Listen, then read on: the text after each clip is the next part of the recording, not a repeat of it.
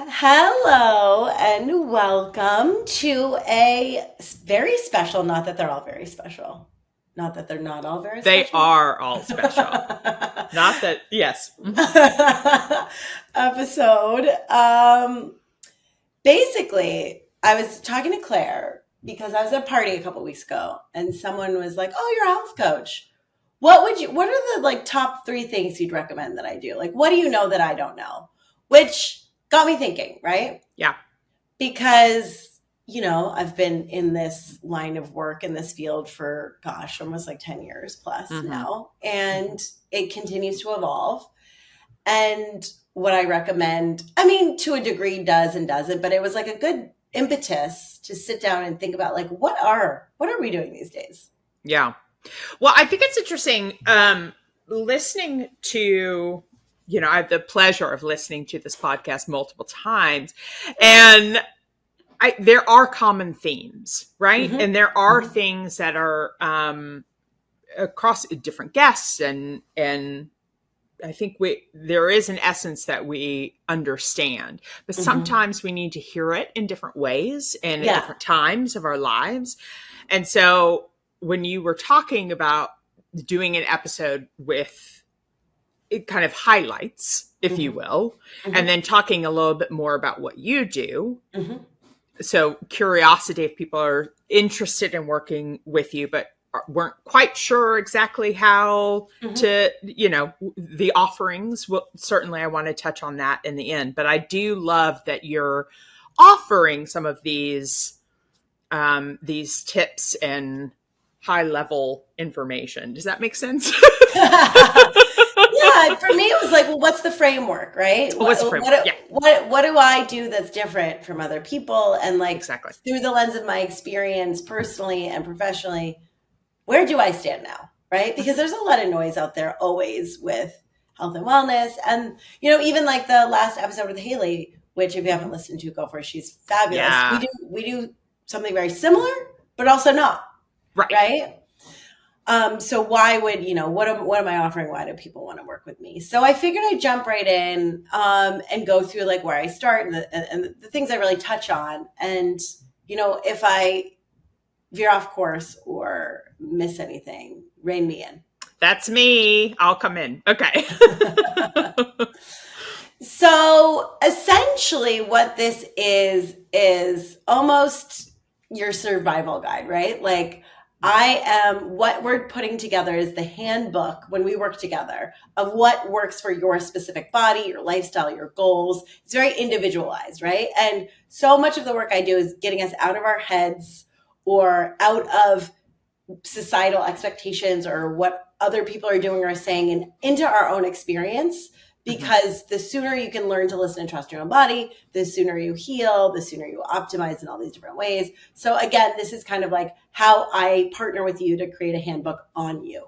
And just And go ahead. Yeah. and may I say, it seems that statement alone Mhm. seems so simple, but it Yeah. is so much more difficult. And I have found, I mean, it's so difficult in practice if you're Yes. not familiar, if you don't have those tools, if you haven't worked. So that's where I have found it very beneficial, is like that continued help to reconnect me, right, with my Yeah. own body. Because sure, yeah, listen to my body, whatever. That seems so simple. Is not so, because we have so many ways of distraction and whatever. So I just want Yes. to reemphasize where it does seem like that's such an easy statement to be made, but the challenges of actually making that happen, it needs help sometimes.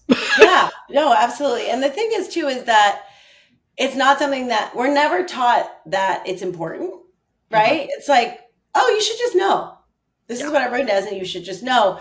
And this is where people come to me because they whatever was isn't working anymore, right? The wheels have fallen off. Whether it's weight gain or some sort of illness or some sort of undiagnosable in between gray area, which is where I was, and I get a lot of those people, or just a feeling of stuck, in your Yeah. life, in your body, like something's feeling not right. Like these are really good tools to get you out of that. And I also just want to remind you that with all of this, take it with a grain of salt.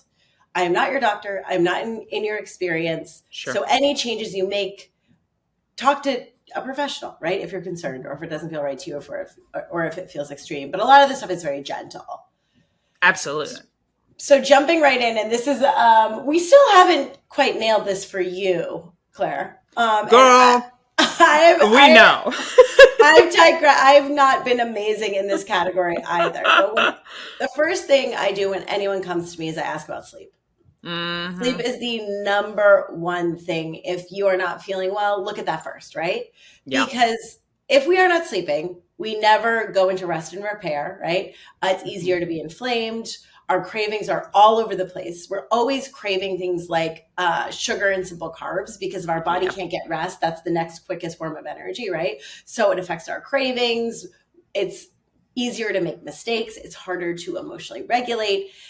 And again, sleep is that time where your body is consolidating memory. So it's harder to learn and remember. So you're not getting that moment of like cooling off, resting and repair. So look at sleep first. If you're having problems, look at sleep first and know that most adults need 7 to 9 hours. Again, not everyone, but that's roughly the amount of high quality sleep. If you are getting less than that consistently, they say you're operating like a drunk person. So if you're like operating on 4 to 6 hours all the time, think about, would you want to be driving your kids to school after a couple of margaritas? That's essentially what you're doing. Well, and two things. First, my dad was working recently with, you're like, we're just hitting high notes, but my dad was working with the highway patrol about distracted driving. And a lack of sleep is almost more dangerous than having alcohol in your system. Like it is. So it is a very dangerous thing if you are out there driving around. Now, I do know that sometimes for me, I'm horrible with sleep, but that's my own doing. It's not that I don't have the time, but there are people who have children, who have jobs, who have whatever, like who like truly can't find that time. Or like they don't have 9 hours or they don't have 7 hours, right? It's like, how can they? I mean, that's an area of life where you have to, I mean, there are going to be periods of your life, right? You're a new mom. Right. Obviously, you're not going to be sleeping consistently that amount of time. Fine. But if and when you can, this is the most important thing you can do. Certainly. So if it is compromising the show, if it is going to bed earlier when your kids go to bed, do it. Like I have so many people coming to me to try to lose weight. If you don't sleep enough, it is nearly impossible to lose weight. Your gut falls apart. There's so many, and it was so interesting reading. Like I was bartending when my body fell apart, so I was getting really odd hours. Sometimes I was going to bed at 4 and 5 in the morning consistently. They talk about that being one of the worst things you could do for your body, right? Yeah. So understanding when you can, like, it's worth it, right? To it's so hard because so much. When I talk to moms a lot, it's like that's their only alone time. But if you are not feeling great, do the best you can to compromise elsewhere. And the only other thing, and this is sort of like, well, if you don't have time to sleep, you may not find this time otherwise. I mean, obviously, napping in the middle of the day, if you can figure that out. Meditation is the only other thing that really turns on your parasympathetic nervous system. So if you're not getting enough sleep, or if you're having trouble sleeping, if you're someone who has a hard time, that can be a great way to make up for it. But there's nothing, they talk about how you can't even make up sleep, right? So the more you're just losing sleep, like your body is getting compromised, your brain is getting compromised. And again, you're not learning. It is impossible to learn and form memories if you're not sleeping consistently as well. So sleep is really, really, really, really important. And again, like your brain controlling things like anxiety, it affects things like depression. It's so, so, so important. So do the best you can. But again, obviously with small children, like there might be periods of life where it's harder, but when you can, know that that's as important as what you're putting in your body and moving your body. And I think that we come from a culture where we don't find it as important. Go ahead. At all. I was just going to add, I feel like we should reiterate the weight loss. Yes. Because I do think that that's something, listen, we all know that we should get more sleep, but I think we get caught up in our vanity. So if someone is so focused on weight loss, sleep. Yeah. You will be hungrier when you are tired. Yeah. Your cravings will be harder to control when you're tired, and you will make poor decisions always when you're tired. And if you are someone who struggles to sleep, you have the time but you struggle to, physical exercise obviously is incredibly helpful. Meditation or reading before bed can be good. A bath or a hot shower, I really find like washing the day off really helps me go to sleep. I'm a big fan of an eye mask, blackout curtains, keeping your room cool, magnesium glycinate. If you're Mm. basically everyone, I think, can benefit from taking that in the evening. Okay. That helps with sleep, and that's the best form of magnesium for sleep. And then Okay. melatonin, you want to be careful with. It's better for jet lag. It's better. It's good to help you fall asleep, but it doesn't enhance the quality of sleep. So Mm-hmm. taking it every night, we don't want to be doing. We just because it's a hormone and our bodies produce it on its own. So again, the blue light blocking glasses or not scrolling in bed, that's going to help with the melatonin and all of that stuff.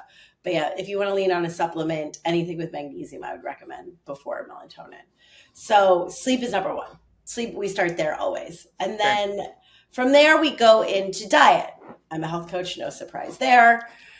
But it's funny because, we think about food and eating often as, diet culture or calories in, calories out, as a weight loss thing. I look at diet and eating as a consciousness tool, actually.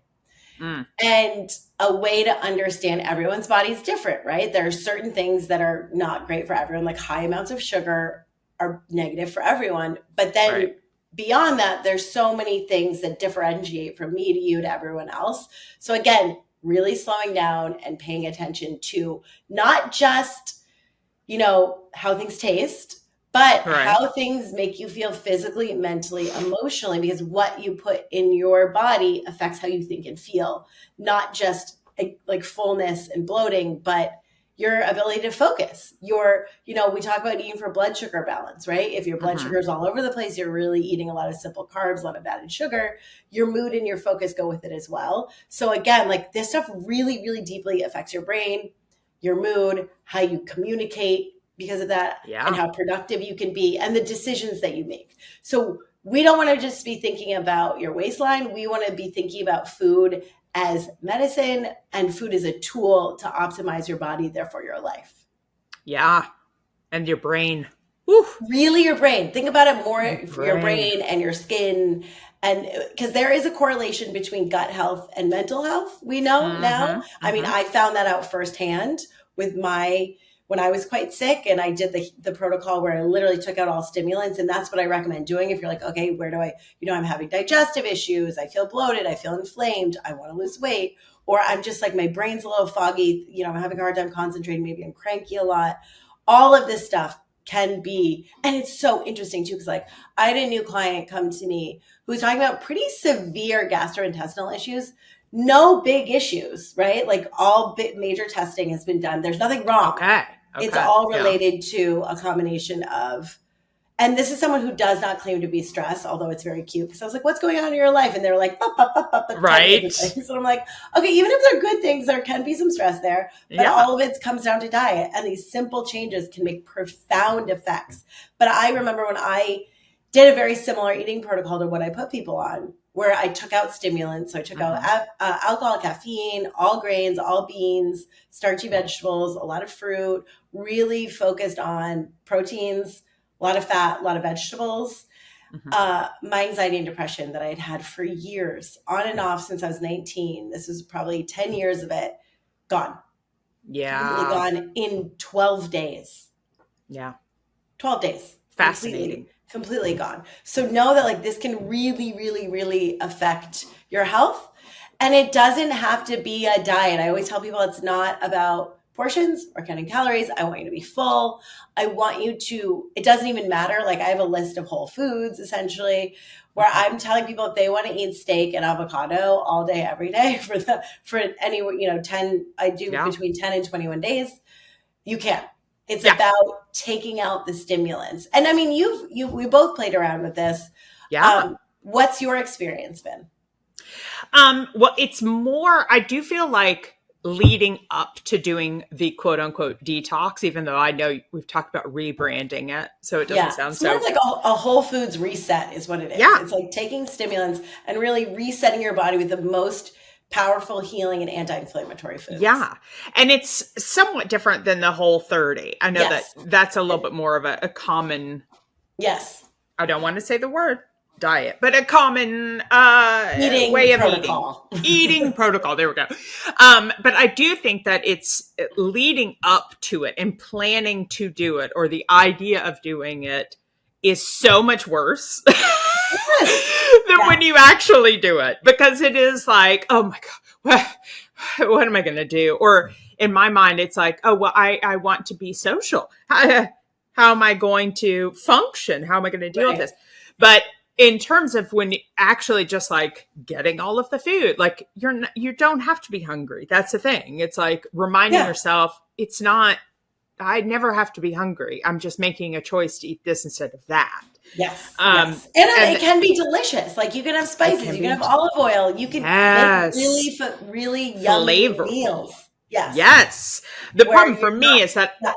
I'm not the very best at cooking because I hate my kitchen, but nonetheless, but there are so many options. There's so many good recipes. There's so many things that you can do. For me, in terms of the actual time frame, I have found, just as a breakdown, the first couple days a little rough because Well, it's you the do go through, you can go through withdrawal from sugars withdrawals and gluten. for Sometimes sure. dairy people have a problem with. Yeah. Yeah. And then better. And then day 5 or 6, a little bloating, Yeah, yeah, like your a left, microbiome shifts, right? You're eating more veggies, you have different microbiome. There's a shift in your microbiota, so there is a little right? bit of bloating there. Yeah. So it's like knowing that these are the kind of the hurdles to get through is Hmm. nice. It's like, oh no, well, yeah, it's day 5, 6. It makes sense. But then I have to say the last couple times I've done it, waking up on day 9, Hmm. I'm like, I'm a whole new gorgeous, healthy person. Yeah, With like a clear brain and optimism, it's right. Well, like, it's true. It yeah, changes your outlook on life. yeah, And it does. people, one of the things that people tell me the most is they feel more like themselves, like Yeah. the idealized version of themselves. So, what I do with this, where I find it incredibly powerful, is you get that moment of, Mhm. oh, this is who I am. This Yeah. is actually what I feel like when I take care of my body and there's not a bunch of crap. Like, this is me. Yeah. That can be like completely mind blowing, right? Where it's like, this is Absolutely. your baseline. This is where you know, a little over a week, we can introduce you to where your body could be all the time. Yeah. And like, that's you. That's not us like this didn't Yeah. take anything crazy. We're just eating simple foods. And Yeah. this is what happens because often so many of us have gotten so far away from that. But I tell people during this process, not only do you get those benefits physically, but Mhm. I tell people to look at what is not only digestion, right? And are you full or what are you craving? But what is your mood like? What is your focus like? What is your Mhm. sleep like? What is your skin like? Do you have joint pain? Where is that? How are your clothes fitting? Just really, really creating these new neural pathways in the brain where it's like, when I eat this, I feel that way. And when Right. we start to turn those lights on and cultivate awareness around, oh, when I eat a lot, like for me, a lot of greens, especially raw ones, directly correlate to me feeling like clear headed and optimistic, happier. Yeah. Like green vegetables, raw green vegetables make me feel happier. Yeah. Broccoli, there's something that broccoli does to my body where I just like feel better all the time when I'm eating more of it. That is just Yeah. my relationship to broccoli. You may never ever want to eat it. Don't. Because so much That's of okay. this too is like getting people connected to what they like. Like you should never be eating stuff that you hate. I never do that Yeah. with people. But we go through this process because at the end of the 10 days or 2 or 3 week period, depending on what people are coming, because if it's some really Right. intense autoimmune stuff, sometimes we want to cool inflammation in the body a bit longer. Yeah. But at the end of it, we can really trust your body and the signals that you're getting. So if you're craving a lot of meat or a lot of fat, that's telling us something, right? But if you're still, when you're craving Snickers bars or ice cream, not that there's definitely room for that in life, absolutely. But how are you feeling? Are you bored? Are you distracted? Did you not get your needs met? Are you tired? When you start to look at how you use food recreationally, to avoid, to numb, to make yourself feel better. Because again, once we cultivate that awareness, once we get you to understand, you're all of a sudden empowered to make better choices. Because for years, and I would notice this as like when I was early on auditioning in New York, Yeah. I was so terrified and I was not a good auditioner because I was coming from such a place of like, pick me, am I doing it right? Like, Yeah. please, please, please. I mean, that's acting 101, right? I And know. then we graduate from that, thankfully, but nonetheless, yeah. And so, of course, I was auditioning like shit. And then you feel that in the room, right? Especially as a sensitive person. And I would be like out the street, the cookie in my mouth before I knew it. Yeah. And it was like not even realizing that that's how I was emotionally regulating, right? But once you realize, like, ooh, in the moment, cookie's good. 20 minutes later, cookie equals stomach ache.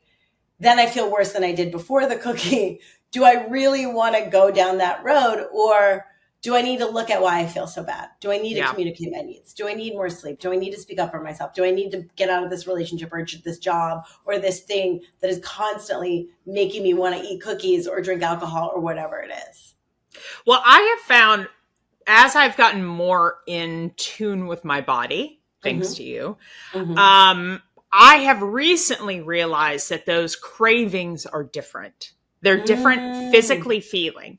So when my body is craving red meat, let's say I haven't had it or whatever, or craving just vegetables or craving like the things that my actual body needs, I feel it on a physical level, right? Like I feel it more as a very deep internal yearning for it, right? Like, hello, I need this right now.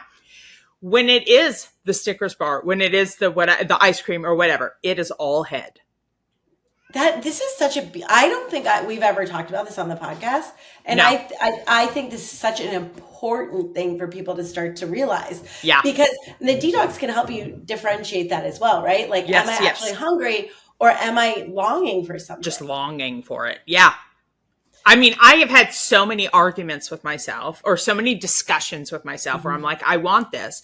Well, you're going to feel like shit, but who fucking cares? Like, I just need it. And then once you think about it, then it's like, don't think about the elephant in the room or whatever. It's like, you can't stop, but that's your head. It's 100% your head. It's not like your body saying, I need this. I want this. Right. It's like, you just get into this. Cause last night I was doing the same thing. I was like, God, I realized it was just like a little bored, right? I hadn't eaten in a few hours, but it was late at night. Like I wasn't hungry, but I was like, I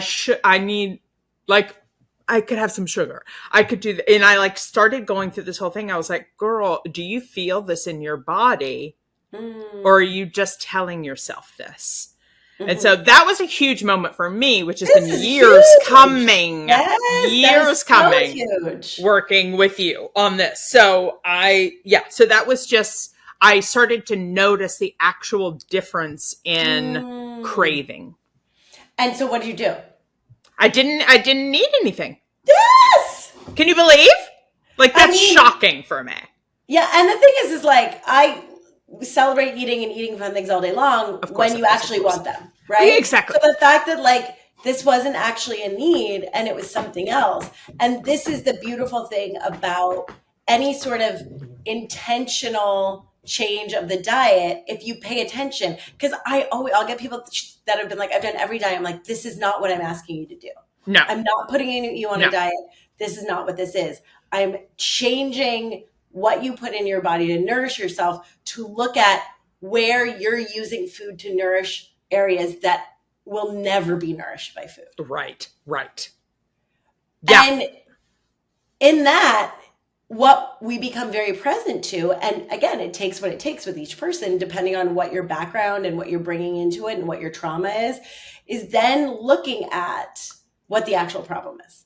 Because as soon as we make food just food, because we take all the fun stuff out that makes you want to eat a million Oreos or a million Doritos, because who doesn't want to do that? Like, they're designed for that. There's nothing wrong with you. This is what they're designed for. Chemically. Right? This Exactly. Right? Exactly. So once we get out of that and food is just all of a sudden food, and because no one's like, oh gosh, man, I'm bored. Let's eat more broccoli. Like, no, never. So Let's rare. just let's just eat steak with our let's eat a bag of steak. You know what I mean? No Right? one's like just reaching in for more of that. No. Once food just becomes food, we become very present to the other problems or imbalances is a better word in Right, right, your right. life. And that's when the real work begins. So Yeah. it's like, if we can't get you sleep, we need you sleeping first so we can have enough energy to make the Right. choices and pay attention to the food. And Mental then, clarity. because if you're too tired, we can't do this exercise. Well, we can, but it's harder, It's right? hard.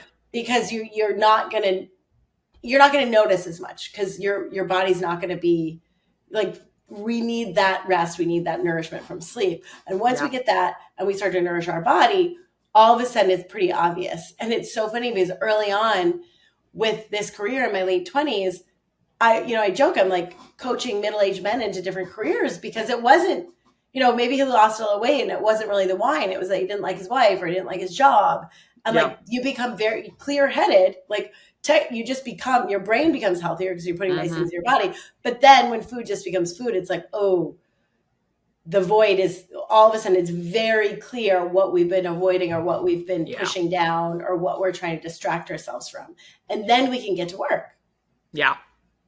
I think my difficulty, and you always, like, you have, God, what's a better word than preached? But you have said one of your statements is it's really finding that 80-20 balance. Yes. Yeah, right? yeah. Like, you don't have to always eat this perfect, like, No. all the time. Like, that's No. that's not our goal here. And sometimes it's 90-10 and sometimes it's like 65 or 70-30, right? Right? Like, it's just different. Yeah. My problem is that when I'm attempting this, because after I go off the detox, then it's like, okay, a little bit here, a little bit there, whatever. And then something will happen. And then because of my mental crutch with it, Right. because of the additives and preservatives that are like created to be addictive, take over. And then I've just lost it. And then I'm like, fuck it. So I've been trying to be better. I mean, I haven't been my best recently. I'm getting a little bit better. But if I go off, if I'm not 80-20 one day, if I'm 80-20 the opposite way, or 10-90, if you will, then it's like, it doesn't matter. Tomorrow is a different day. Yeah. But my problem, or like even in dinner is a different time versus like, oh, I started today with some sugar, so fuck it all, Which does make it harder because then you're going to crave more sugar throughout the day. Not that you have to. But this is an interesting thing. It takes what it takes. But if food is your only coping mechanism, and this is why we bring in other tools to emotionally regulate and to understand, what you need, simultaneously try to create balance in all these other areas of your life that are requiring you to use food to emotionally regulate, right? Yeah. Well, we try to create balance and we also try to give you emotional tools to do that. In the beginning, this is going to happen because people, like most women, and it is more women than men, but both, come to me on the pendulum of diet culture where it's like good, bad, bad, good, bad, bad. So I introduced this reset and people want to treat it like a diet again. But if you it's interesting, you have it in your life long enough, you start to realize over time how much better you feel and you want to make those choices. So what you and I would do if you were to come work with me, and obviously food's such a big component of this for a lot of people. Certainly. We get off of the reset and then people freak out because it's like, I can have whatever I want. Right. Yes. But we'll slowly think about like, what are the things that you really want? And we'll bring things back in slowly when we can. And then it was so cute. One of my other clients this summer, I think you were on a call, it was a group call, was saying she had done the reset and afterwards had, I think it was cake. And she was like, and for the first time in my life, it felt awful. I felt really bad. Yeah. And I was so excited that I felt that because what really had happened is like her body, she'd cleaned up her body enough where not that like, I don't want to put, there's so much morality on this stuff and like clean and whatever, but she had taken enough stuff out of her body that her body didn't like, that she was like sort of sensitive to it again, that she realized when she was to eat a bunch of cake, It she didn't felt feel good. bad. Right. Yeah. And it was like when we start to make those connections where it's like, whoa, a ton of cake or whatever it is, alcohol makes me feel this way. I don't want to do that anymore. Right.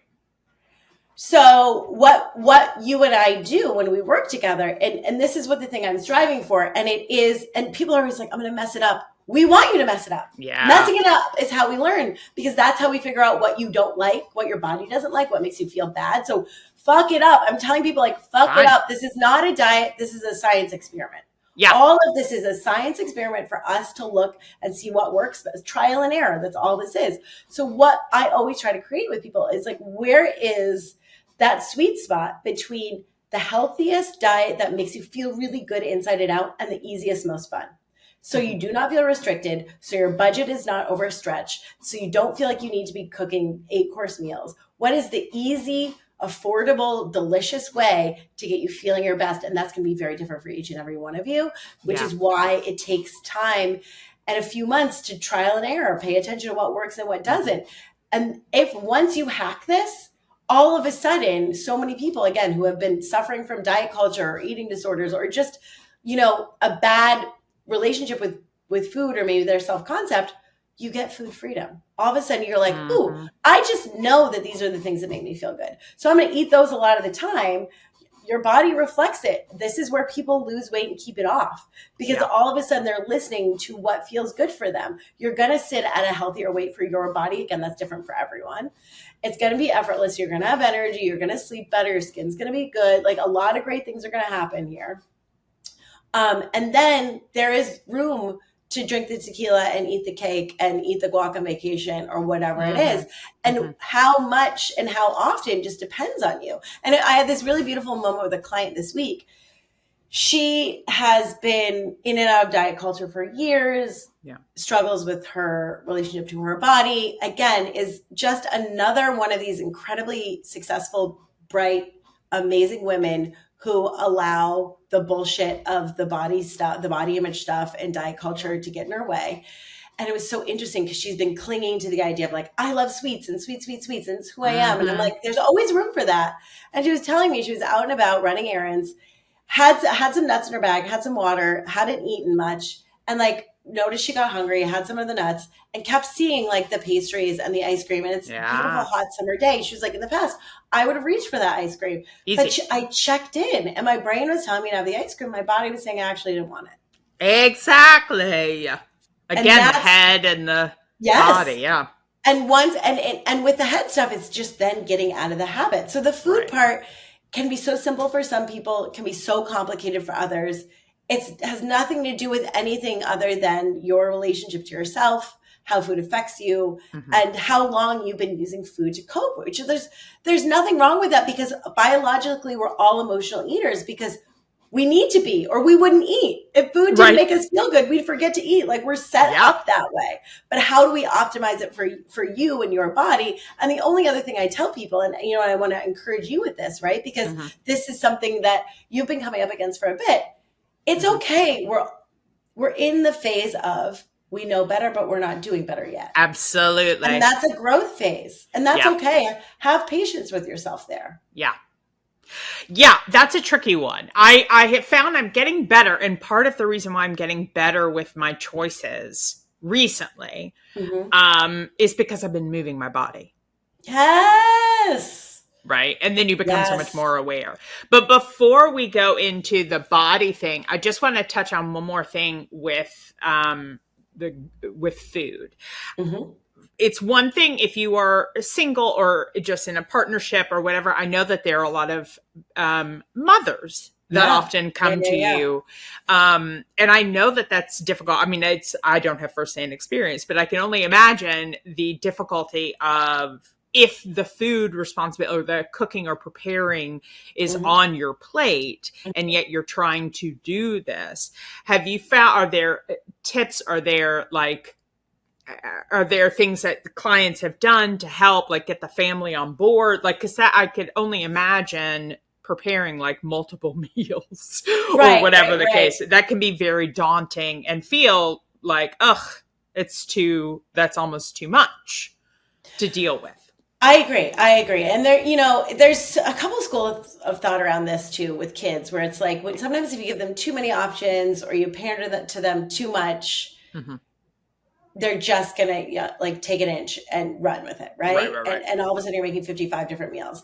The thing that, with making simple meals with a few different components, right? Where you can Mm-hmm. elect out of them, right? Where you're adding maybe some sort of like fun carby pasta, rice, whatever thing that the kids are going to be a little bit more into, where you don't have, it's not the main focus of the dish and you can Right. take it or leave it if you know those things don't work for you, right?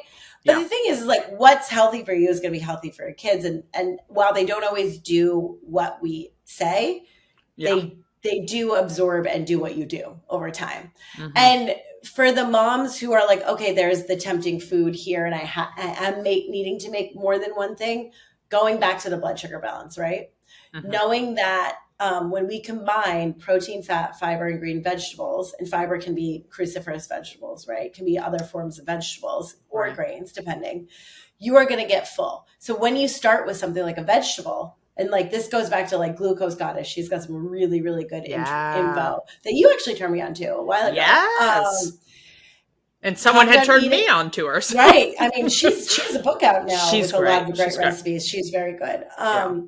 But eating vegetables first, starting there, Yeah. right? Knowing when you balance your blood sugar, it's going to be easier. Have the protein, the fat, the fiber first, the green veggies. And then if you want the carby thing later with the kids, try it to see if you still want it. But the thing is like, that's also going to be really good for the kids in terms of Of energy. course. And I always talk, and again, we don't always have time in an ideal world. Mm-hmm. It's including kids in the cooking, in the shopping, Yeah. educating them on like whenever I work with kids. Now I try to work with moms first before I'll work with kids because I Yeah. realized early on that if the whole family doesn't change, the kid doesn't change either.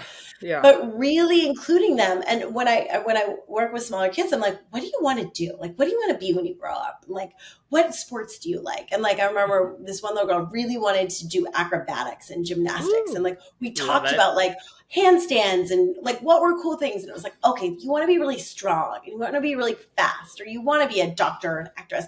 Like, we want to eat these. There are these foods that are going to help us grow faster and stronger and give us more energy. So we want to prioritize those a bit more. So we have these other fun foods sometimes, but if we have these goals, these things are going to get us to our goals faster, right? Yeah. And kids are smart. Like when you give them choice and they understand, like, oh, I'm picking the fruits and the veggies and the things that are going to make me run faster. And we're not putting any morality. One thing's not better than the other, but this Right. thing could give you a stomach ache or make you tired or cranky or make you hungrier. And this thing's going to make you run faster and do focus better at school. When they know that and they have these goals and they can connect like, ooh, I'm going to be better Mm-hmm. at soccer if I eat a little bit more chicken or whatever it is for them and their Yes. body. That's really, really helpful because all of a sudden they're going to make better choices early on. And Yep. giving them agency in that way is incredibly powerful. So making it a fun family thing together. When I work with Very kids, I'm good. like, Yeah. okay, what vegetables do you like? And we come up with a list and like maybe she needed to try things, but it was like, okay, we're never going to make you eat the things you don't like. And we're going to really prioritize the things you do like. What fruits do you like? Yeah. You know what I mean? And really giving them agency to pick. Like, okay, if I'm going to have a veggie, maybe I'm always having a cucumber, but hey, that's better than no veggies. So Yeah. getting them to partner with you, I think is really important and understand that like as together as a family. And like, gosh, I've seen it. I mean, I've talked about it on the podcast. It's one of my favorite stories, but having a mom prioritize her health for 3 Absolutely. months, the kids lost weight. The kids did better at school. Yeah. Everyone started getting along better. And like, that's what happens. Yeah. I think that the why helps so much because Yes. I know just like growing up, it's just like it's better for you. Mhm. Or like, sugars and whatever, it's just not good for you and you're not going to feel good. End of story. And it's like, wait, well, let's like actually put some more information behind this. Why is it good for you? And what does that even mean?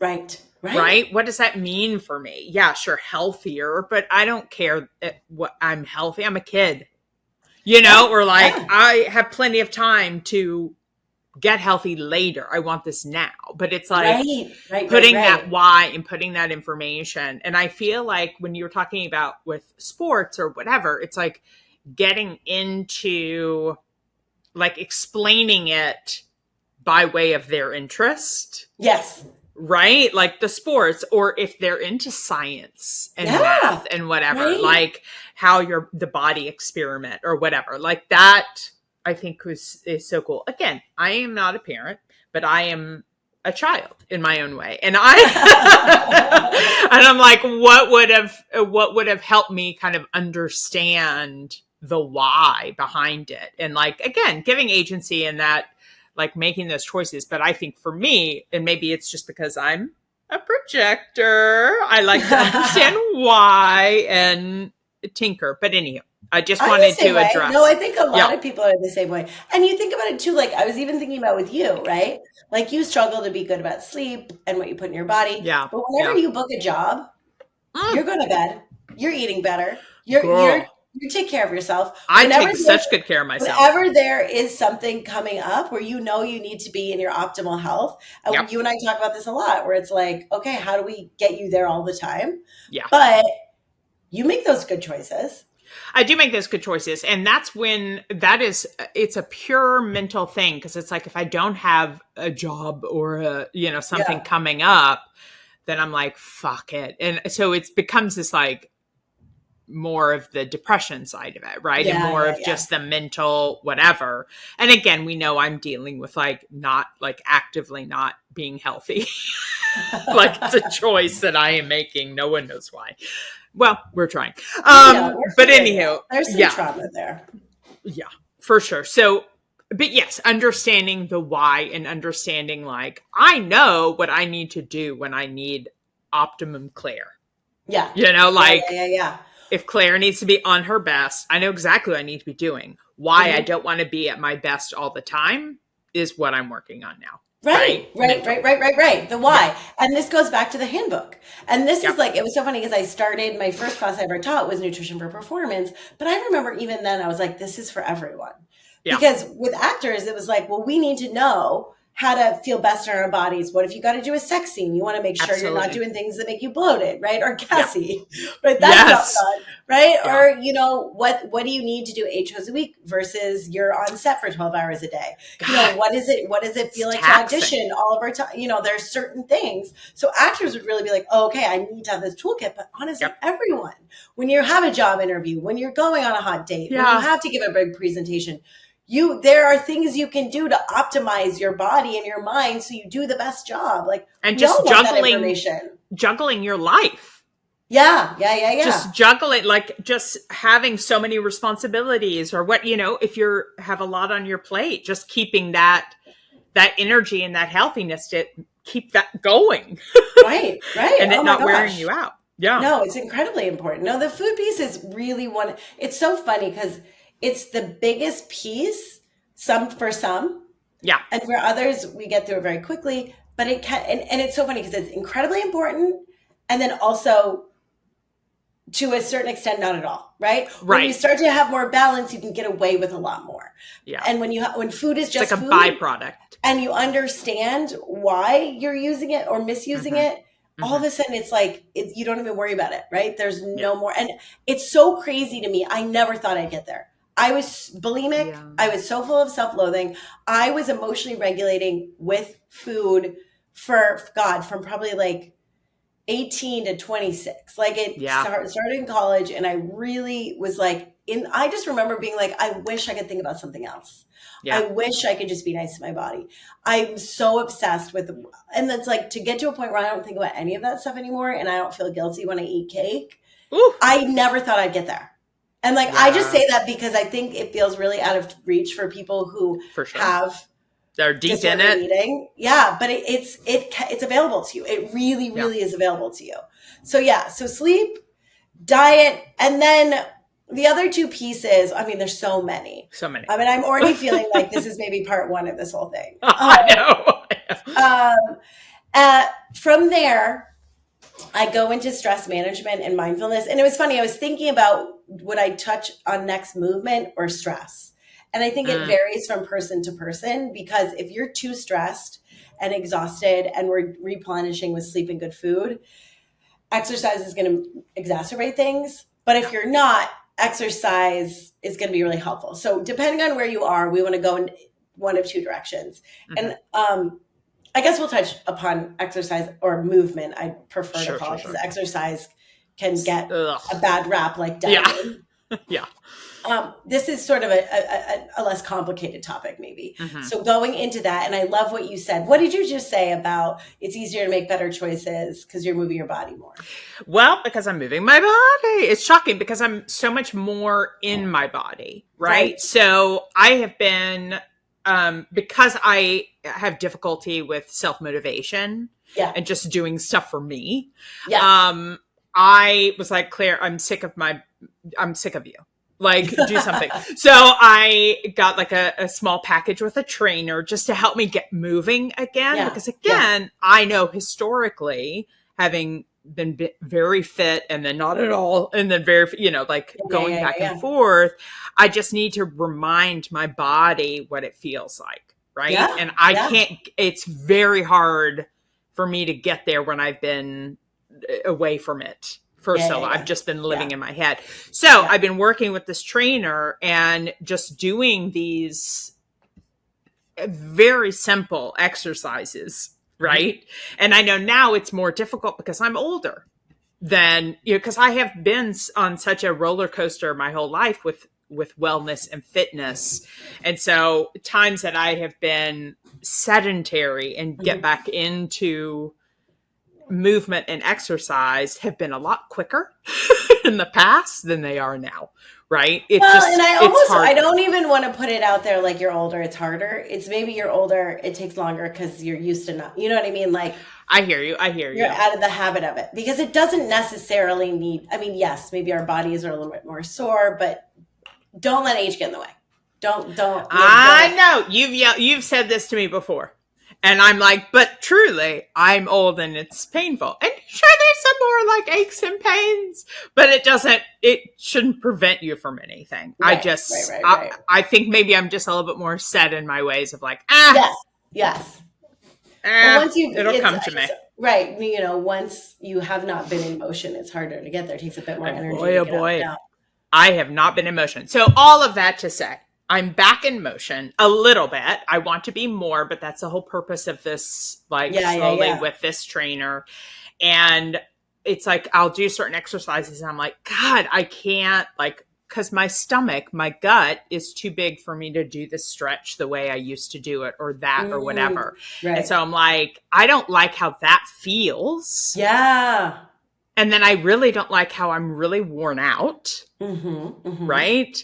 And then also vanity. I think I left you a voice note about this earlier this week, where I was like, I know the answer is that just to be in better shape. But if there is what's another way that I can just not sweat as much and my face be so bright red? It's like, no, you just need better cardio health. Obviously, I know this, but I was like, but that's also general health with food as well. So I'm like, I want I'm becoming just so much more in my body, so much more aware of my body. So beyond the movement, I want to make sure that I'm not derailing it by eating things that will derail it. Yes. And another way, and you're saying this already, but I sort of want to say it in a different way. Yeah.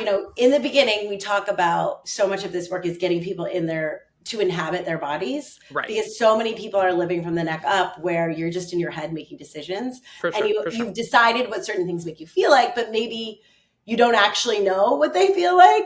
So exercise is a way to continue to get you to inhabit your body. So not only then are we listening to how food makes us feel, but how movement makes us feel. Maybe we have a few more aches and pains because we've been exercising, but it makes us aware of our physical experience versus just numbing out and really living from the neck up, which is we're trying to get you inside. And the other part is, really reframing it for yourself. If you do have a negative, I was beating my body into submission. I definitely developed an eating disorder around exercise after I came out of bulimia, and I was exercising crazy amounts. Mm-hmm. And because I was an actor, I was like, well, this is part of my job. So I'd go to the gym for like 2 hours a day if I didn't have other Right. things going on. And it was interesting because I looked really good up until a point, and then I Mm-hmm. started causing inflammation in my body and I started putting on weight. It was interesting. So like That's exercise, yeah, fascinating. you have to be careful. And I was Yeah. starting to get hurt and it was like too much. So like Yeah. really, really looking at, what is your sweet spot and not overdoing it, because too much of anything is a bad thing, right? But Mm-hmm. I had to pivot for myself because when I got really sick, I had to stop exercising for almost a year because my adrenals, I had like fatigue issues. And they talked about, uh, I was terrified. They talked about my brain my Yeah. brain was telling me that if I don't exercise for a year, I was going to become enormous, right? Right. And exercise was something I had to do to look good. Fast Yeah. forward to the end of that year, I missed exercise so much. And when I finally got to months later, Mm-hmm. I realized that exercise was something I really loved doing to feel good. Yeah. So really reframe that for yourself. If you feel like it is something you just need to do to get abs, like no, allow it to be a gift that you give yourself so you feel good in Mm-hmm. your body. And because of like there's studies like exercise builds more confidence, right? If you watch Mm-hmm. yourself get stronger, you do the same thing over and over, you start feeling better about yourself. You start appreciating. It's easier to like your body when it's doing cool things, when you're learning new Yeah. dance moves, when you can get up the hill without being winded, when you're learning a new sport or Yes. anything or lifting a heavier weight, like you start to you get more confidence and it's easier to feel sexy. So and Yeah. it's a great way to build community. It's a great way to connect with other people. It boosts your mood. It helps to process emotions. So if you wake up and you're feeling really sad or shitty, move your body, right? It helps Mm-hmm. to process when you're going through something really traumatic. Like I had one of my good friends is going through a lot and there was a really tragic death. And she's like, it's so Mm. weird. I started running again. Like, and I haven't been running. I'm like, well, that makes sense, right? You're trying to Yeah. process these emotions. So looking at movement, and I tell people, do the movement you like. Figure out what Mm-hmm. you like to do as a kid. Play. Find a way to make it playful. Really do movement that brings you joy. Are you doing it Yeah. alone? Is it fun with other people? Do you like a group class? Like figure out what you like to do and do it because then you'll stick with it.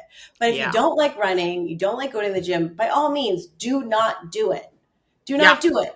But Yeah. movement is the next piece to get into your body, to listen to your body, to process your emotions, to build more confidence, to feel sexier, and to just like really learn how to listen and inhabit a bit more. You're getting more information. So again, we're figuring out how much sleep we want. We Mm-hmm. really are taking apart what we're putting in our body to fuel it. And then we're learning how to move the body to support energy and sleep and emotional health and confidence and libido and all of those fun Mm-hmm. things. I have to say that there's something that I have noticed a big hit on my self confidence and my happiness, my all of the things, has been feeling as though my body is restricted. Mm. Like feeling a little anxious or nervous about, oh, will I be able to do that? Mm. Or will I be embarrassingly out of breath? Or will Mm. I be able, it's like those type, which I haven't noticed as much as I have recently, because I feel Mhm. like this Mhm. coming out of the pandemic and also like broken foot and just like being kind of grounded for months Yeah. and getting back in, it's like someone said something, and this is insane, but someone asked me if I could help, like if I could cat sit for a night, whatever. And I know that she lives on the fourth floor walk up. And Mhm. I also know that she just has fans and not an AC, which also it is Quite hot. crazy hot. Like that is whatever. But like I have to go to her house and I'm already stressed about walking up 4 flights and then like how I will appear. And like I had an audition this week where I had to go in person and I wanted to go early so that I could cool off because I know I'm overheated and I'm sweating and like my face is red because I'm not in good health. And so Mhm. it's like I really hate that I'm restricting activities and I'm putting too much thought and time into the fact that I can't do something or I'm worried about the way I'll show up Mhm. Mhm. because I have not been moving my body. Yeah. Yeah. It's been, yeah, that has been something that's really been on my mind recently of just like, and it doesn't help that it's like 100 degrees, like everything's Yeah. exasperated Yeah. right Yeah. Yeah. now. Yeah. Yeah. Yeah.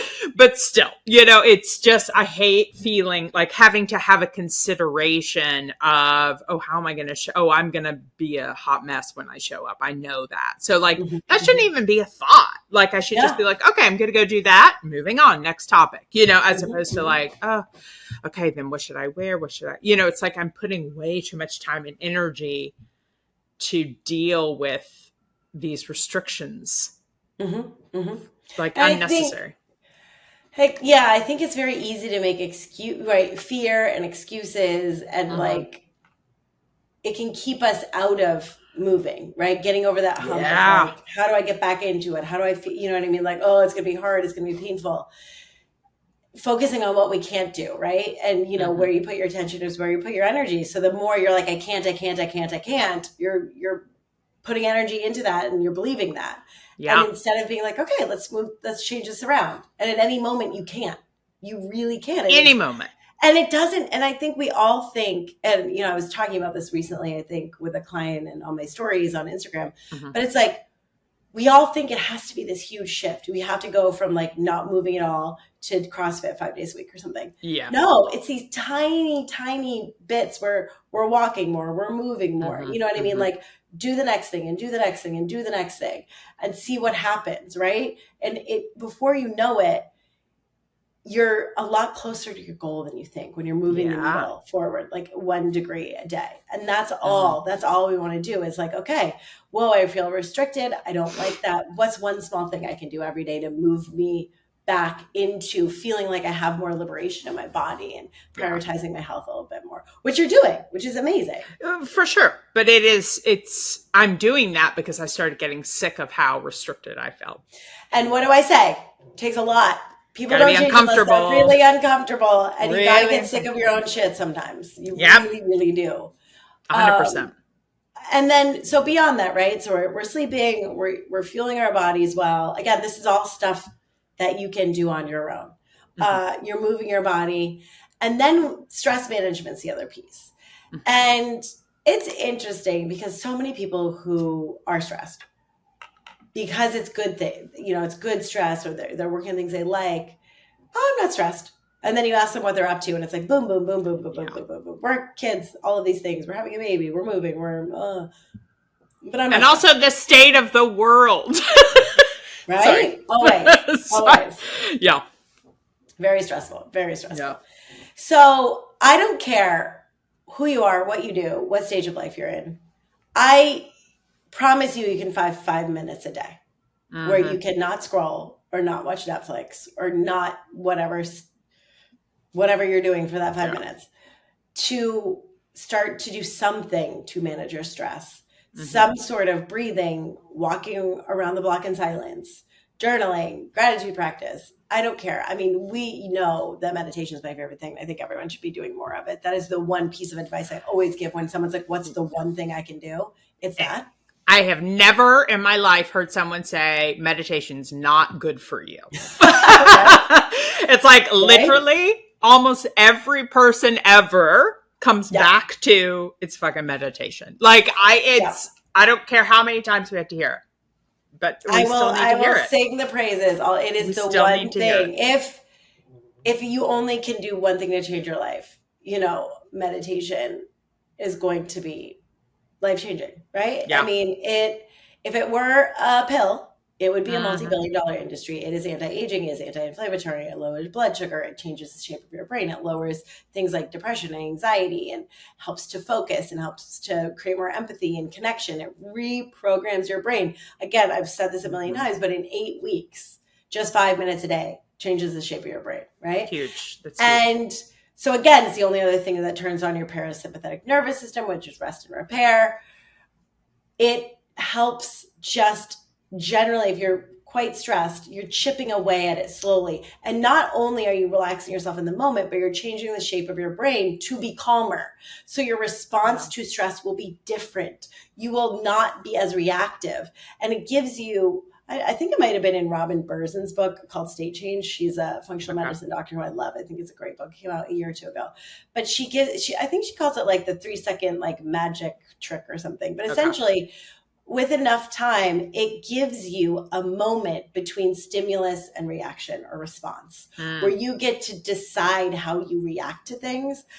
So not only does it help with weight loss, does it help with healing? Does it help with sleep? Does it help with blood sugar, blood pressure, all of those things, right? So they talk about it being anti-aging on a cellular level. Not only does it have all those benefits for that alone, what I really like about it is it helps introduce you to your brain.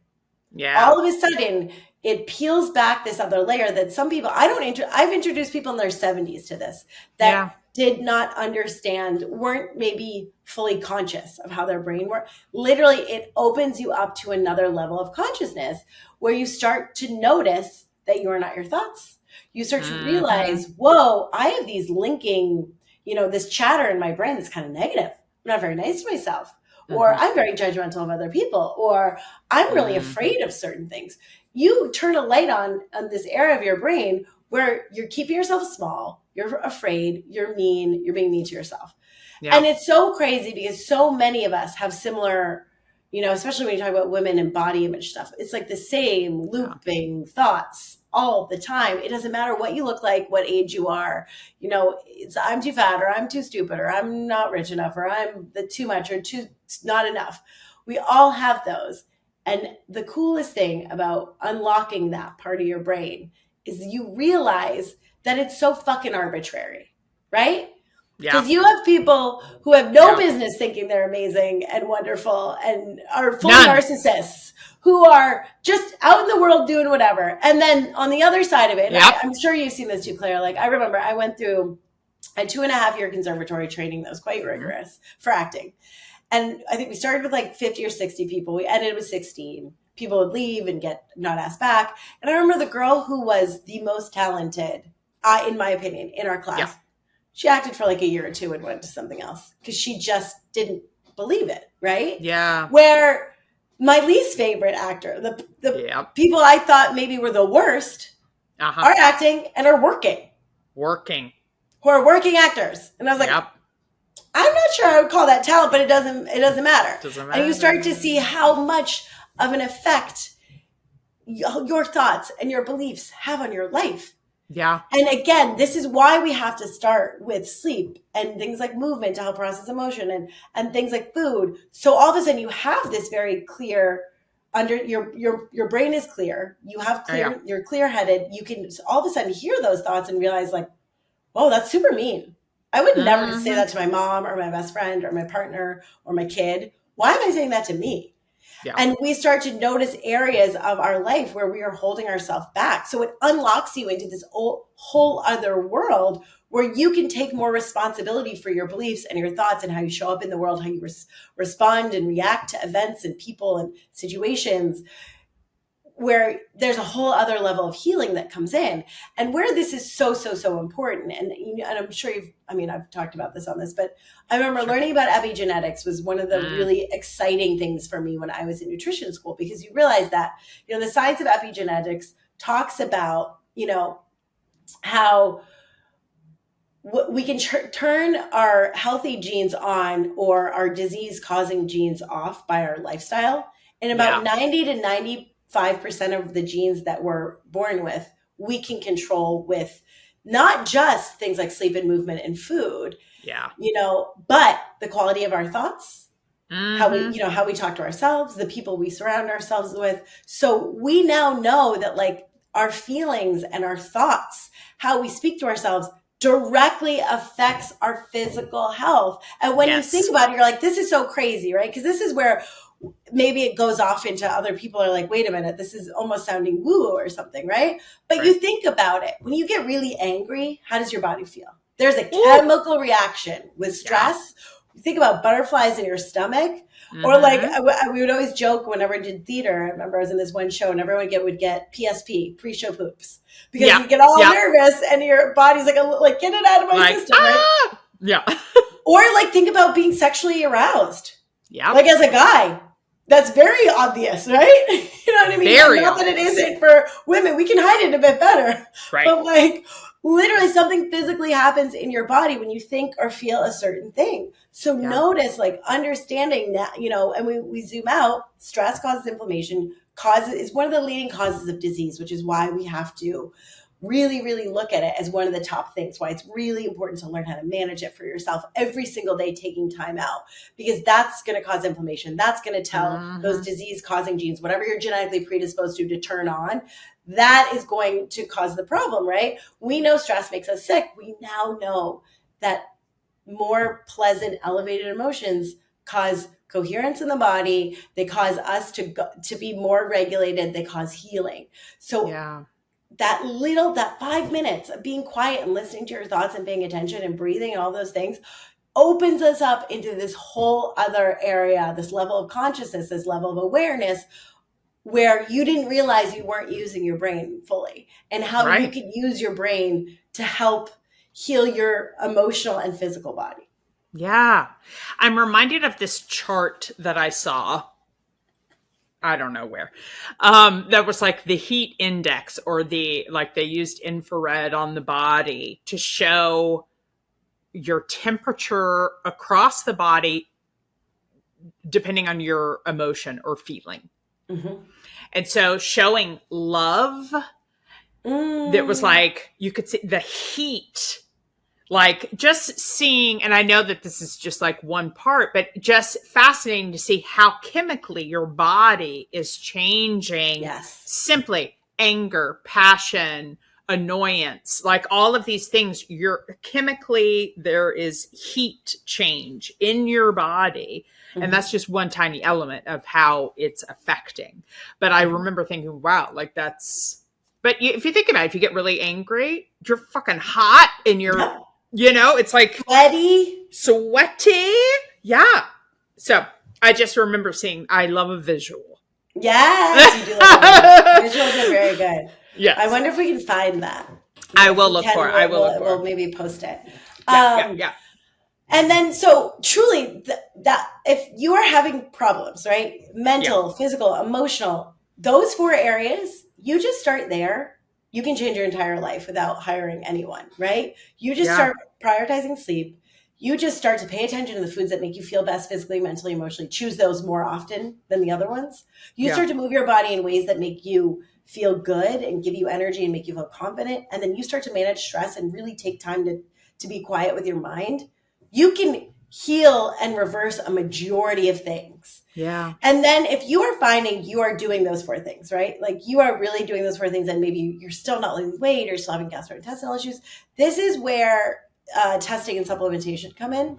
I'm such a fan, if you can afford it, if you have access, doing a full panel of tests at least once a year through like a functional medicine doctor, a naturopath, and really looking at vitamin levels, hormone levels, and inflammatory markers. Because if there's something else going on and you're still having issues, that's going to give any doctor, any naturopath, any, health coach, if they, have the right credentials, to really see why there might be other things going on. And I think that can be an important part. And then I do, after that, and mostly after that, when you understand where your vitamin levels and inflammatory markers are at, where supplementation can be really helpful. But I prefer people to get a lot of vitamins from food, from nice foods first. Of course, yeah. I think the supplement world is very unregulated, so you have to be careful about what and how much. And I think don't overdo it. And again, consult your doctor if you're on other things, but there are certain things like B vitamins or magnesium, you'll be fine. You'll just pee or poop them out if it's too much. Okay. Where vitamin D, on the other hand, could cause problems. Most people are deficient. It can benefit. It can very much benefit if you're deficient in your mental health. Right. But that's something that's good to get tested. I think, a lot of people can benefit from magnesium glycinate at night, from a B complex, methylated if you can find it, depending on, Sure. There's this one specific gene mutation called MTHFR that makes it hard for basically people to get certain vitamins in their bodies. So if you're more sensitive, a lot of those people have it. So a methylated B complex, if you can get your hands on it, can be quite good. Okay. And a probiotic.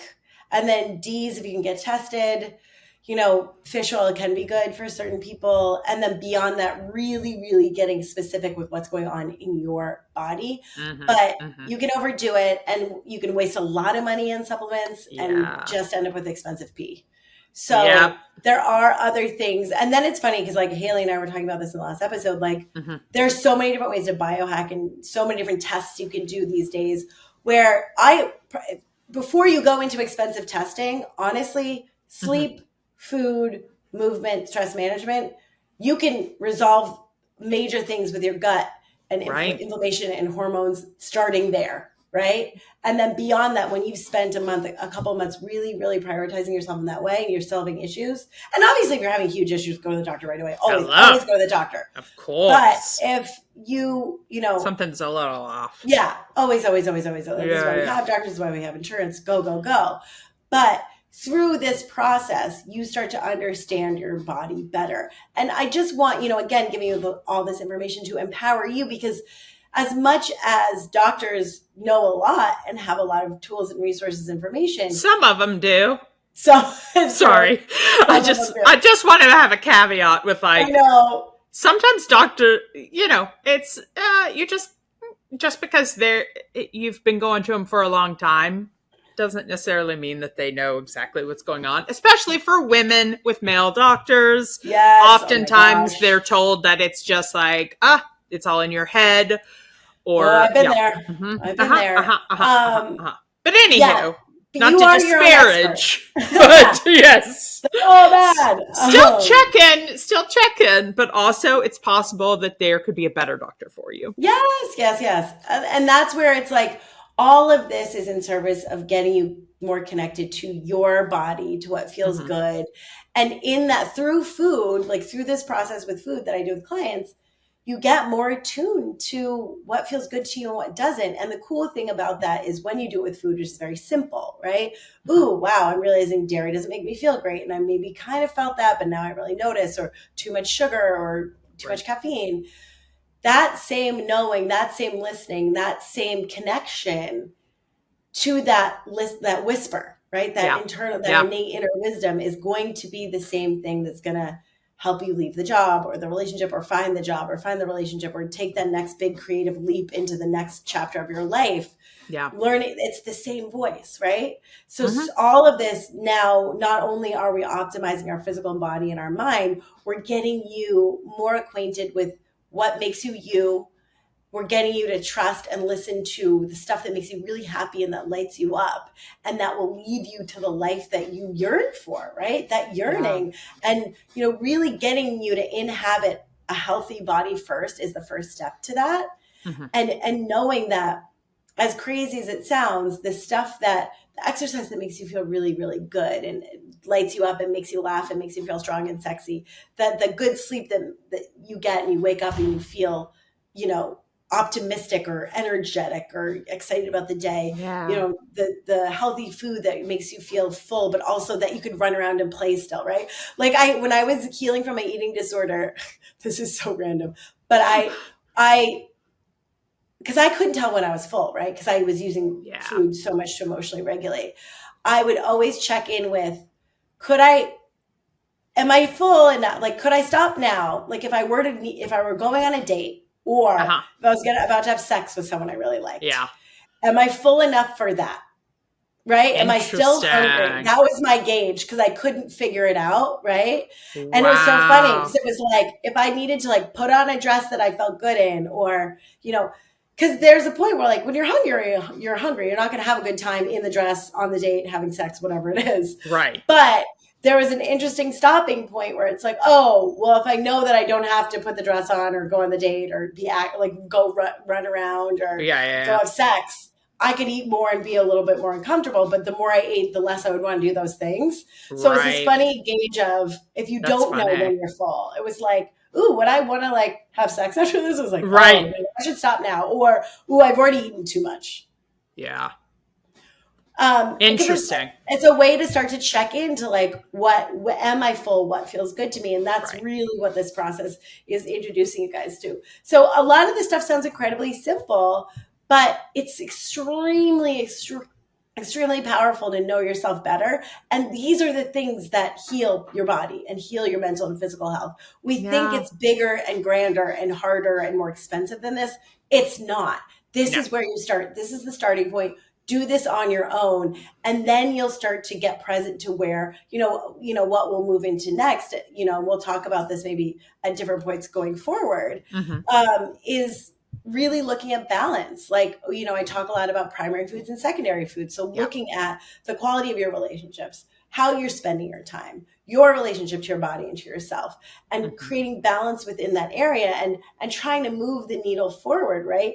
How can I create a little bit more joy, a little bit more peace in every single area of my life? How do I feel a little bit better, like what I do a little bit more? What happens when you do that is all of a sudden your body's effortlessly healthy, right? Yeah. And when Yeah. things get out of balance, you notice it sooner because everything else is slightly more pleasant. And that's the work going forward, right? We talk about coming in survival mode to me, and I want you leaving with tools to optimize your life forever and ever. And where this is important is your needs, your body, your life is always growing, changing, evolving. You need to know how to go with the flow, right? If Mm-hmm. Mm-hmm. we stick too hard to a certain way of eating or moving or a certain idea of who we are, what we need, and we change, that's where we get sick or disconnected, or basically wander off the path into the wrong direction. Right. Right. I'm sweating. I turned my AC off. That's a problem. We can't in these upper lip dire sweat. times. I know. I love it. Okay, so I know that to kind of wrap things up. Yeah. Now, we've talked about this various times, but so often on the podcast, we're talking to other people and we're talking about these larger ideas. Yeah. But you offer an amazing service. Thank you. Thank you. Clearly, I'm a fan. I'm a little biased. But there's a few services that you currently offer. Yes. One right now is your one-on-one, and kind of Yes. what does that entail? What do you offer with that? So for those of you, they're two different phases that people come to me, and they're uncomfortable in their bodies. Maybe it's a weight thing, maybe it's a gut thing, maybe it's a gray area health thing that we're not figuring out, right? Or maybe could be emotional, like a bad relationship to food in your body, or a feeling of stuckness, not knowing where to go next, right? Are you looking to heal, or are you looking to optimize and change? I deal in both of those areas. So, a lot of people, it's funny because when I did some exercise with a coach a couple of years ago, they're like, ask people why they work with you. And it was funny. It was sort of like, oh, it's kind of intuitive. And I was like, oh, it does feel that way, right? So if you feel called and you have anything from like disordered eating or a poor relationship to your body, bad gut health, autoimmune kind of stuff, gray area health stuff where you're not feeling good physically, mentally, emotionally, I'm your girl. Or if you're at a place where you're feeling really stuck and there's something bigger and better out for you, Yeah. and it's not a linear path, like you have to go inward and learn to trust yourself. Mm-hmm. I also deal a lot in that area. And what we do is incredibly individualized, right? So Yes. We look at all the areas that we talked about on this podcast first. We keep it really simple, but we become detectives together, and we really, really build that guidebook up to really understand your body. We get you optimized both physically, mentally, emotionally. And then we really cultivate that inner sense of listening and trust. So people sometimes can do that in 3 sessions. Sometimes people do that in 3 months. Sometimes people do that in 3 years. Yeah.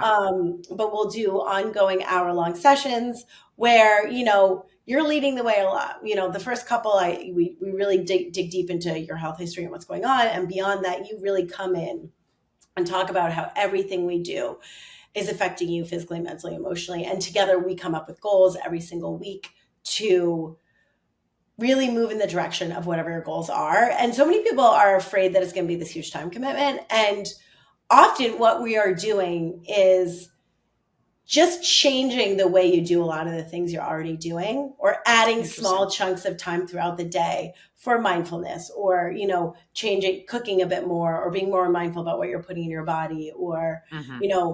Creating other projects around getting clarity around what you want to do next for work or dating or all those kinds of things. But I joke that I'm like somewhere in between a nutritionist and a therapist. I feel like where it's like, we'll talk about physical health stuff, and then we'll talk about mental, emotional life stuff, and Absolutely. we'll bring that in and really get very specific on, okay, what's the thing that you feel like you need? And then Yeah. do that next tiny step and tiny step. And we will be making these small incremental changes that will really overhaul your life in a few months. I've Yeah. had people who have bought 3 sessions with me and maybe space them out. And I don't always recommend this, but again, I let people be intuitive about the work, who have Sure. had massive, massive, massive changes in 3 sessions, right? Like a Yeah. lot can be done with an understanding of your body, what goes into it, and your mind, which Absolutely. is really exciting. So I offer that for men and women all the time, all year round. Yeah. And then the yeah, I go think ahead. that something that I want to make sure that we touch on is I mean, obviously, I think the one-on-one is fantastic, absolutely, and then we definitely want to talk about the group. But I also want to point out that you do offer a discovery call for Yes, free yes, yes, yes. to initially just have that conversation. So if there Mhm. is like, I don't know what to do, whatever, and you can. You're going to have, even if you want to go ahead and sign up for one-on-ones or whatever, just to get like a good idea Mhm. of what it's going to look like for you and how it's going to work for you. I think that's a Yes. wonderful offering just to have, and that doesn't require any sort of commitment. It's just a No, not at discussion. all. Right. Yeah. And honestly, I'll have people who come through sometimes and I'm like, I think you actually need a therapist, or maybe you should There we go. EMDR, or maybe you need to do some somatic healing work. You know Right. what I mean? Like, it's just good to get really clear about what you need. And the thing is like, I love, if I could do this for free all the time, I would. And Yes. I Yes. sort of do. I like, You do. my boyfriend was joking. He's like, "You're just doing this on and out, like off or on." And I'm like, "I kind of Right. am." I like end up in these conversations all the time because It's hard not to. it's what I do, right? It's what I'm Yeah. passionate about. But I do really feel like we all deserve to feel good. We all deserve to Yeah. understand how to feel good, to have lives and bodies that we love. And I know how And much I've struggled for it such a long makes time. the world a better It does. place. It So helps the next generation. It it helps does. everything if we're individually feeling good. Yes, absolutely.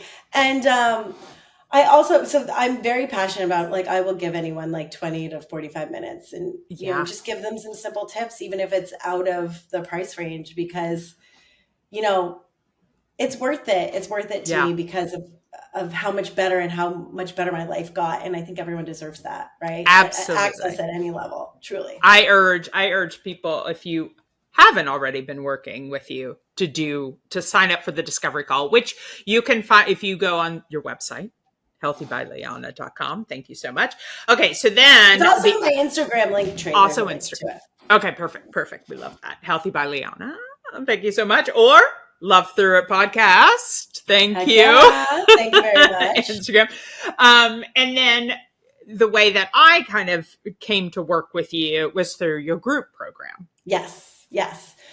So the group, and I am launching another one in September, or Wonderful. post Labor Day, so the week or week after. I have to look at dates. It's Mm-hmm. geared towards women, Mm-hmm. and is a combination of nutrition, the latest in nutrition science. We talk about hormones, we talk about blood sugar balance, we bring in mindfulness, and it's this really interesting 3-month reset that Mm-hmm. takes a deep dive internally as well as externally. So we look at your life and balance. We start with the physical body. We optimize, the first month we're optimizing the physical body, we're optimizing the mind, we're getting really clear on what the next step is, and then we're really solidifying some new habits. And the really beautiful thing about that is you get a lot of great information. So it's part discussion, part lecture based. I give a Yeah. lot of good information. I'm always updating it. But you're in a Mm-hmm. communities, right? And it's a lot easier to, I find, heal and build community around positive environments like that. Like Mm-hmm. it's very inspirational, and not only are you learning from me and I'm bringing in science and expertise and all kinds of Absolutely. tools, but you're watching other people try and succeed and try and fail, and it's Mm-hmm. both are beautiful, right? And it's like, whoa, I didn't realize she could do this, or wow, when she did this, that happens, I'm going to try that, right? So it's this group investment in each other and ourselves, and Yeah. it is a beautiful space to build community and empowerment. So it ends up being a really fun, really inspiring group of people who I think sometimes it's hard to show up for ourselves, but when we have Yep. investment in other people and we want to see their Yep. journey, it's almost easier to show up then. So that's in the Mm-hmm. fall. This will be my third year, gosh, going into it, and it's Yeah. evolved in really beautiful ways. I'm very excited. It's my favorite thing to do. I love it. Yeah. I think that, you know, so much. I mean, and it's so sweet. Like women become friends. Like I've had Mm-hmm. women flying across the US to see each other. Like Yeah. it's a I very, mean, very, I've hung out with, well, hello, also friend of the podcast, Lori yeah. Schaefer Fenton. We've hung out. Yeah, because we met through the program. Yeah. I mean, clients come through Portugal who Yeah. were randomly here that I got to meet in person for the first time. And, it's just really it's a wonderful, inspiring, empowering group of people Yeah. that share a common goal of healing and, optimization. And it's just very loving, right? And you watch other Very women much like so. thrive and it's like incredible. So there's laughter and tears and jokes and Mm-hmm. it's very Mm-hmm. silly and I don't know. It feels like I remember explaining this to one of my mentors because I felt very inspired to put it together. And feels like a culmination of my healing journey, my acting training in terms of embodiment Absolutely. work, my healing from my eating disorder and anxiety and depression, my nutrition training. I worked in leadership and development for a little while, that training. And it's sort of this beautiful amalgamation of everything I used to heal and then everything I've witnessed clients really benefiting from over the past Yeah. 8 years in this nice 3-month package to help you really figure out what works best for your life. Because again, like, I don't want you to waste another second feeling bad about who you are, Yeah. like judging how you look, feeling physically bad in your body, letting your health or your self-concept hold you back. Like you deserve Mm-hmm. to have a life and a body that you love. And I Yeah. want to give you those tools because I was a girl that, stayed home and didn't like herself and bombed auditions and dates because I was just so mean and like Yeah. it's so so unnecessary. So if you find yourself still stuck in your own way, like it's a really beautiful community to get access to tools and information to get out of your own way. Like Yeah. we are the ones that cause the most suffering in our lives, and these are tools to really really help you to optimize physically, mentally, emotionally. So yeah, so that's starting September. I'm very excited about that. Obviously, I'm a fan. But I have to say, for those who might be hesitant about a group, I am, boy, oh boy, do I love therapy. I've been going to therapy for so long. And I remember a number of years ago, I had a friend who was doing group therapy. And I Mm. was like, not for me. Not for me. I want to talk about me the whole time. I want to, and listen, group maybe not for everyone. And that's why we have the one on one options. And also, part of the group, you do get one on one Yes, yeah. sessions You in do, between. you do. So, just to confirm that. But I have to say that I have found it wasn't that I was like, I I think I also was desperate for community Yeah. and also like meeting other people, like not in the same from the outside, not living the same lives, Right, right? right, Like right. not at all, but still dealing with a lot of the same things. Hmm. Not feeling alone is such a Hmm. huge thing. Yeah. I do think that there is so much to the showing up for others, and Yeah. also there's something about a vulnerability when sharing Mm-hmm. concerns, and I think that it makes it less precious. It's Hmm. like so often if we're concerned or we feel vulnerable by sharing behaviors or things that we're doing on our own that we're not prideful of, the secret single behavior, whatever Sex and the City Right, they said. right. But I do feel like there's something that's really empowering about showing up to a group where people are supportive, non-judgmental, like you share something that maybe you wouldn't typically share. Hmm. Um, and to be like, wait, that's okay. It's fine. Yeah, We're we are going to all work doing through it, that. right? We're Or I didn't all doing realize. this. Yeah. Yeah. Exactly. Yep. So I Yep. do Yep. think that there is an extra level of freedom, because it's one thing to like share and be vulnerable with a singular person, like your Mhm. coach or your Yeah. therapist, which is Yeah. still very big. But there's an added element of freedom and support and Mm. hope when you're Yeah. able to really show up in a group, Hmm. Hmm. and know that you're not alone in those things. Yeah. Yeah. It's So, really my favorite. I like it was so scary to put together and put out in the world. And yeah. truly, Claire, you were the first person who responded. So like this is such how funny that this What is where our journey ended up with it. what a Like journey, truly, right? truly.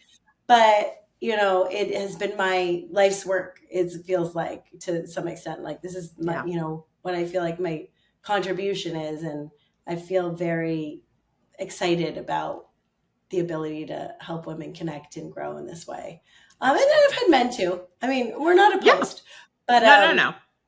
yeah. Just Anyway, making sure everyone's aligned. That's yeah, why we yeah. do the Safe discovery space. call Yes, and there to are see what's discovery calls best. with that as well. Yeah.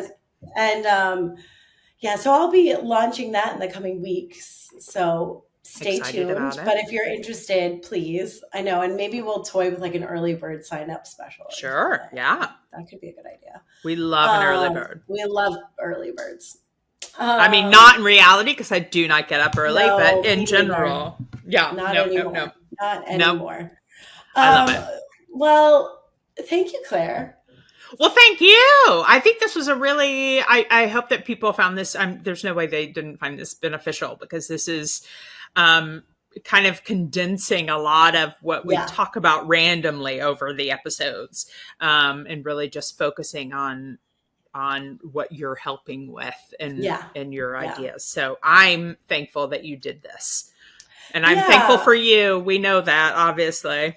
I mean, feeling is mutual, Love. obviously. Gosh, I feel like every beginning and ending is like, you're great. No, you're great. No, you're No, no, great. no. You're But great. you're great. Listen, I uh, don't think anyone can hear that they're great too much. You know I what I agree. You guys are mean? all great. All of you that are listening, Everyone's we great. love you. You are so great. You're so You're great. so pretty. You're so smart. Oh my God, so You're smart, our so favorite. funny, You're so so great, funny. Oh so my God, you're so funny. funny. And you give great, great hugs. You're just such a good hugger. Such a good hugger, I know right? that. And they're like, that's when you lost me. I hate touching people. No, it's like, what? Like, Okay. I believed you up until that point, but I don't get Well, hugs. here's the good news. You can just do it over Zoom. You can It's true. just do the mind body elevate group over Zoom or one on one over Yes, Zoom. you don't So have to no hug touching. anyone. And we just Yeah. give spirit fingers, is what we do. Yes. Spear fingers. All right, Claire, thank you so much for all that you do. And thank you all for listening and being part of my community. And if you enjoyed this episode or any of them, or got any sort of fun facts, tips, please rate, review, Look at give us you. 5 stars. I know. Yes. I'm never Share getting with that much friends more. and Share with family. friends. And Yes. if there's anything you want us to cover, or anyone, I'm Yeah. so excited. I'm having like my favorite human design expert on in a couple of Oh weeks. my God. So like I truly am I'm so dead. This excited is about your that. fault. Yeah. This is your fault. You're like, just reach out. And I'm like, no. So there's going Why to be some not? exciting guests coming up this fall. Yes. Stay tuned. And love through it, guys. Just open your heart a little bit more when things get tough. And love through it. I love it. Bye.